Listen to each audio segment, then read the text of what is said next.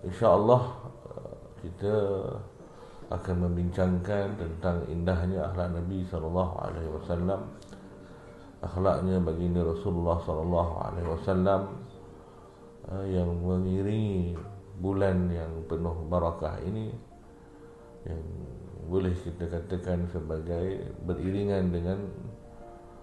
penurunan Al-Quranul Karim yang sering kita dengar hadis yang masyhur yang mengaitkan ketika para sahabat ditanya tentang akhlaknya Nabi SAW,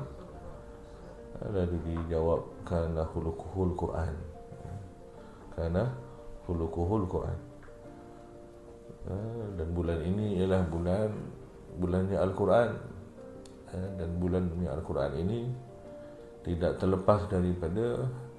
hubungannya dengan akhlak Nabi SAW.